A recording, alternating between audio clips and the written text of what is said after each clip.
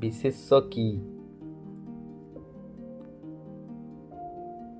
যে শব্দ দ্বারা কোনো ব্যক্তি, বস্তু, স্থান, প্রাণী বা ভাব বোঝানো হয় তাকে বিশেষ্য বলে।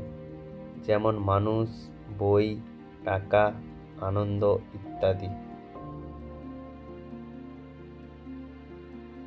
ক্রিয়া বলতে কি বোঝানো হয়? যে শব্দ দ্বারা কোনো কাজ বা অবস্থার প্রকাশ ঘটে তাকে ক্রিয়া বলে। যেমন খাওয়া, লেখা, দৌড়ানো, ঘুমানো ইত্যাদি হলো ক্রিয়া।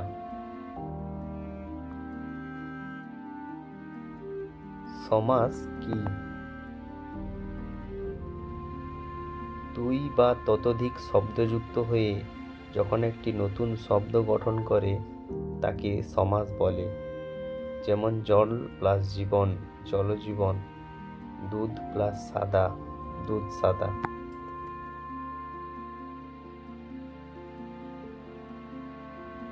উপসর্গ কিভাবে শব্দ গঠন করে?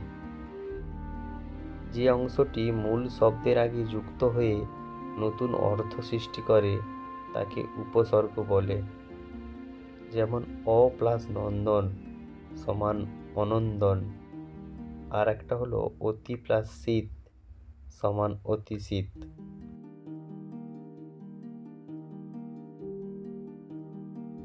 রাসায়নিক বিক্রিয়া বলতে কি বোঝানো হয়? যে প্রক্রিয়ায় এক বা একাধিক পদার্থ পরস্পর বিক্রিয়া করে নতুন পদার্থ তৈরি করে তাকে রাসায়নিক বিক্রিয়া বলে। যেমন লোহায় অক্সিজেনের সঙ্গে বিক্রিয়া করে মরিচা তৈরি করা হয়, একটি রাসায়নিক বিক্রিয়া।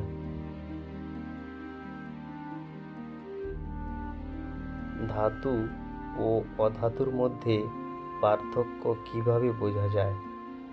ধাতু সাধারণত কঠিন, দীপ্তিময়, তাপ ও বিদ্যুৎ পরিবাহী। যেমন লোহা, তামা, অ্যালুমিনিয়াম। অধাতু সাধারণত ভঙ্গুর, দীপ্তিহীন ও দুর্বল পরিবাহী। যেমন কার্বন, সালফার, ফসফরাস। নদী কি এবং এর গুরুত্ব কি? যে জলধারা উচ্চভূমি থেকে নিম্নভূমির দিকে প্রবাহিত হয়ে সমুদ্রে বা হ্রদে মিশে যায় তাকে নদী বলা হয়। নদী কৃষি, পানীয় জল, পরিবহন, বিদ্যুৎ উৎপাদন ও মাটির উর্বরতা বৃদ্ধিতে গুরুত্বপূর্ণ ভূমিকা রাখে।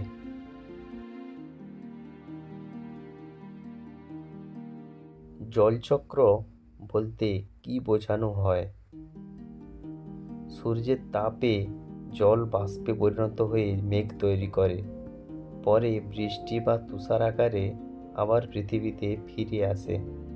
এই ধারাবাহিক প্রক্রিয়াকে জলচক্র বলে।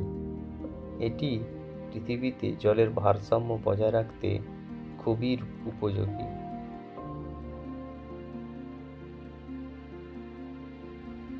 সমীকরণ কি?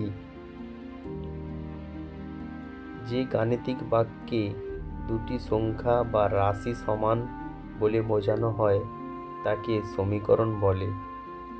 যেমন 2x + 5 = 9।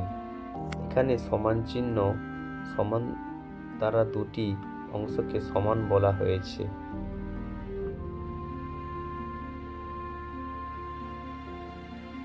গুণনীয়ক বলতে কি বোঝায়? যে সংখ্যা দ্বারা কোনো সংখ্যা নিঃশেষে বিভাজ্য হয় তাকে ওই সংখ্যার গুণনীয়ক বলে। যেমন 12 এর গুণনীয়ক হলো 1, 2, 3, 4, 6, 12।